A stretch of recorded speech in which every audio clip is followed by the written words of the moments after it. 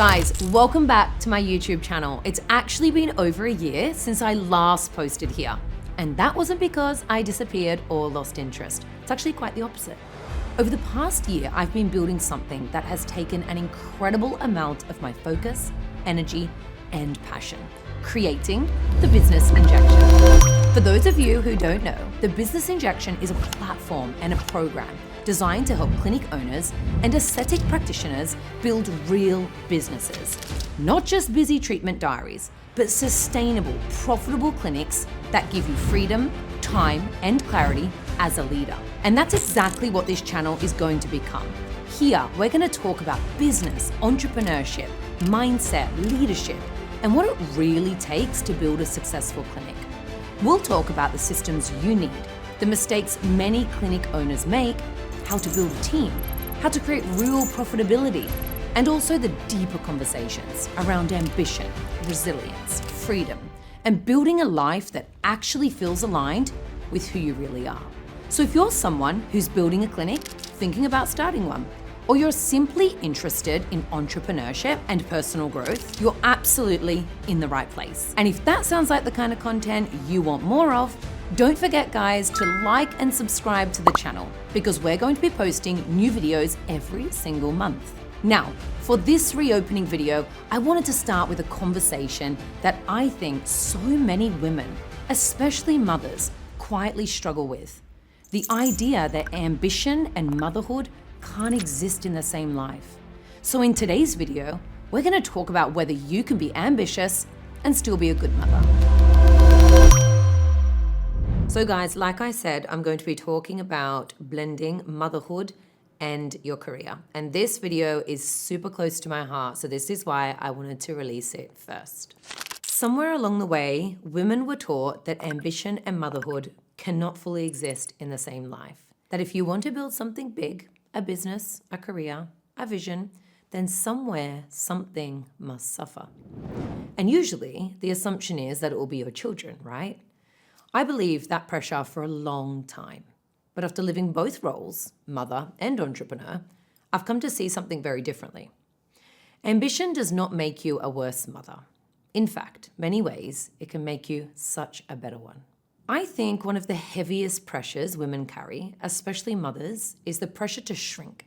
Not loudly, not even directly, but subtly. Almost like there's an untold rule that once you become a mother, your world should literally become smaller. Your priorities should narrow, your ambition should soften, your dreams should become maybe more acceptable, more practical, more contained. And if they don't, people start questioning you. Can you really do both? Shouldn't you slow down? Don't your children need you anymore? Or the great one, are your priorities in the right place? Sometimes those questions are asked directly, but often they are not.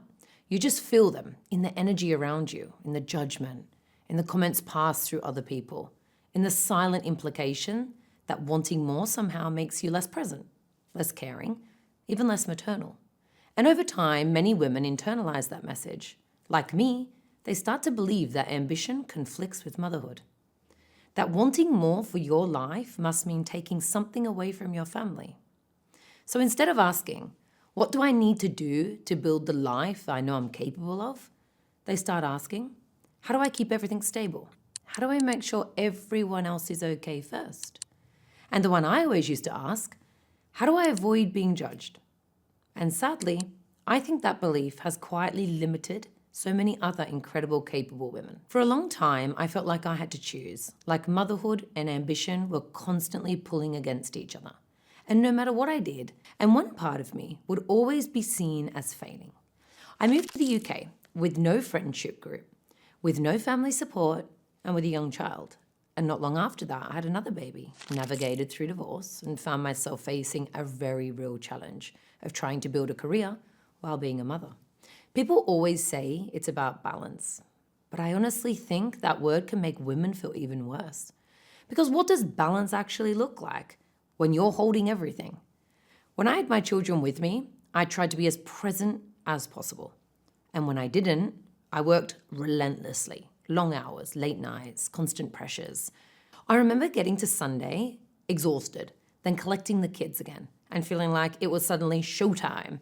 You know, the school runs, the sports, the dinners, the lunches, the routines, while still carrying the weight of a growing brand, a team, and all the responsibilities that came with it. And on top of that, I carried guilt, a lot of guilt. Guilt from the divorce, guilt from needing to work, guilt from feeling like I was never fully enough in either role. There were times I questioned myself constantly. And when you're already doubting yourself, outside judgment lands even harder.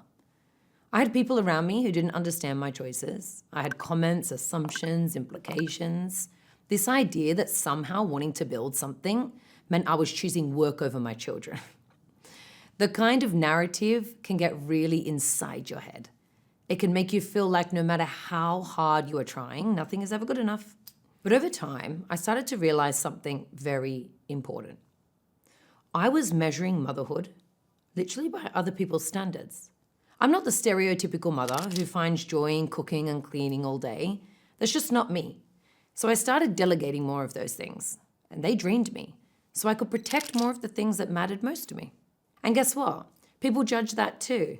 They see support and assume detachment.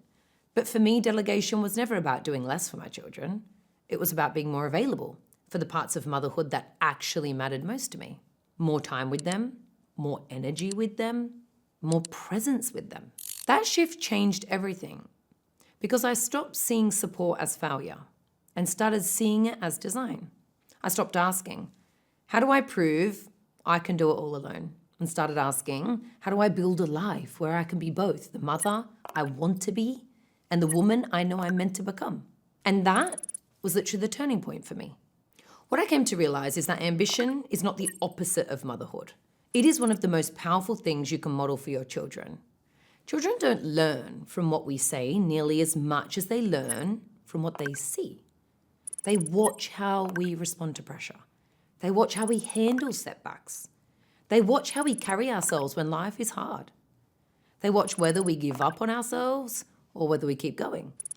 So when a child sees a mother building something meaningful, what are they really learning? They are learning resilience. They are learning courage.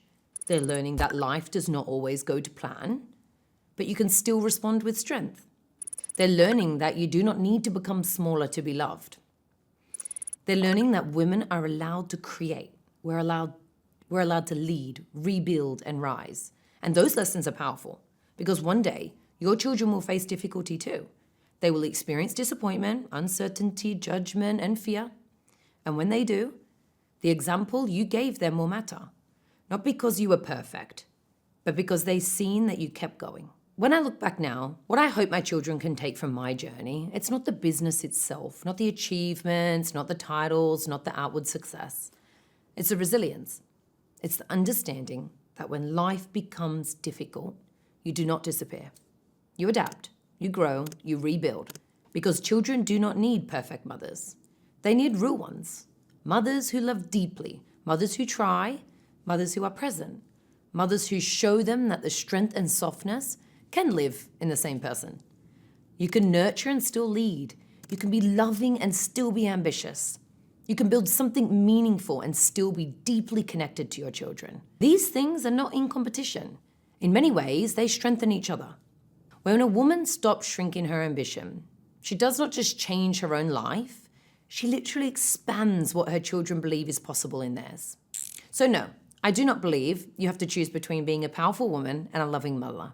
I think that is one of the most dangerous lies women have ever been taught. Because ambition does not make you feel less maternal.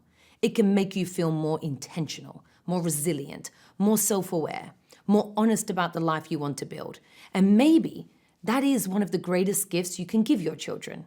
Not the example of a perfect mother, but the example of a woman who refused to abandon herself. Guys, if this resonated with you, I'd really love to hear your experience in the comments. And don't forget, like and subscribe to the channel for more. And I know so many women are carrying this quietly, and you are not alone in it. So remember, guys, protect your investment.